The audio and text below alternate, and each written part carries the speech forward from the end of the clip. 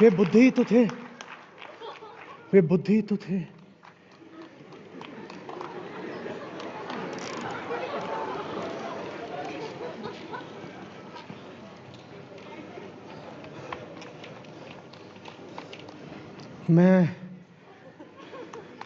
मैं नंद, ईश्वर का दिया, जो मांगा जा सकता है सब है मेरे पास, जो नहीं था वो आज मिल गया या मिलते मिलते रह गया।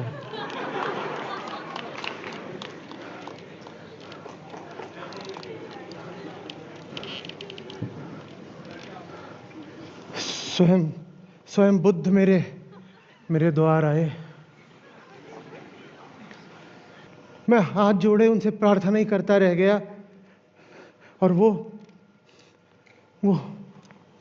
मुड़ करके वापस चले गए। ये क्या हुआ है आज? इसे अपना हो भाग्य मानूं या परम दुर्भाग्य?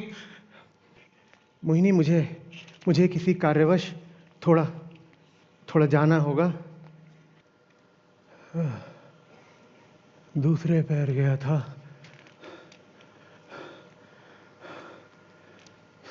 आधी रात के बाद वापस। जब मैं वहां पहुंचा तो बुद्ध न जाने कितने ही लोगों से घिरे हुए बैठे थे।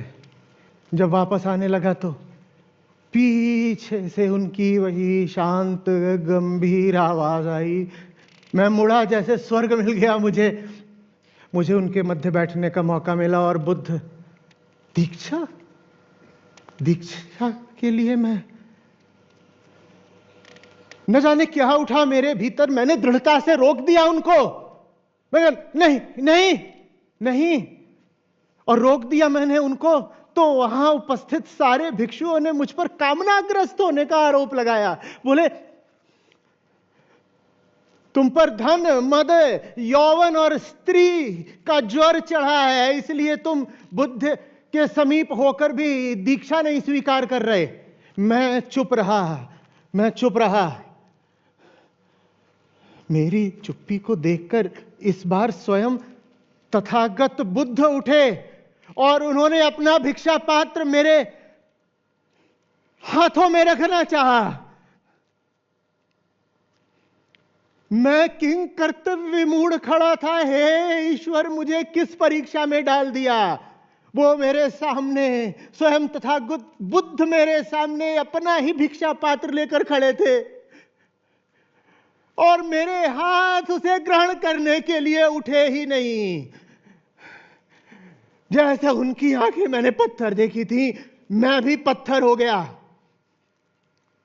आग सी उठी मेरे भीतर और फिर बिना उन्हें प्रणाम किए यकायक मैं मुड़कर तेजी से बाहर की ओर निकल गया।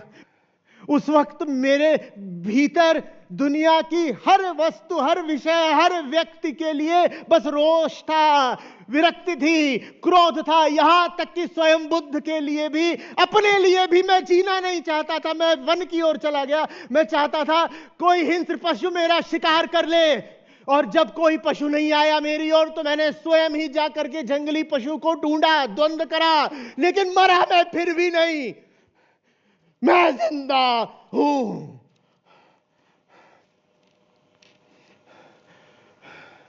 और मैं लौट कर आया हूं अपनी पुरानी दुनिया में, बुद्ध को छोड़ करके। मोहिनी,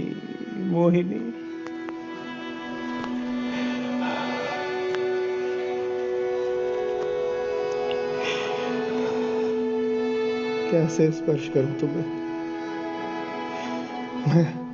मैं गंदा हो गया मोहिनी। मैं गंदा हो गया। मैं स्पर्श नहीं करूंगा तुम्हें।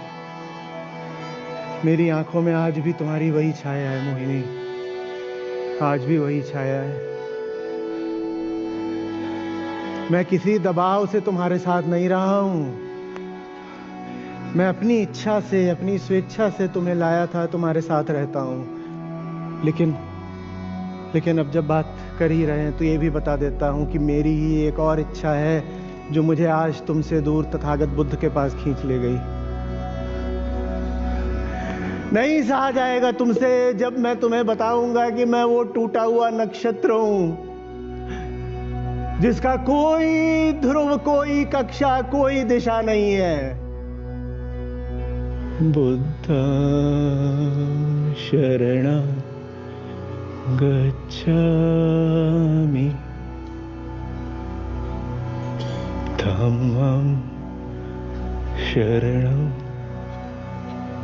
गच्छामि। नहीं नहीं, कहीं नहीं जाऊंगा मैं, कहीं नहीं जाऊंगा मैं, कहीं नहीं जाऊंगा, यहीं जीऊंगा ये आधा अधूरा, फटा फटा, चिथड़ा जीवन। क्योंकि ना मैं इधर का हूं, ना मैं उधर का हूं, ना मैं इधर का हूं, ना मैं उधर का हूं। क्यों ना मैं यहां का हूं, ना वहां का हूं? क्यों?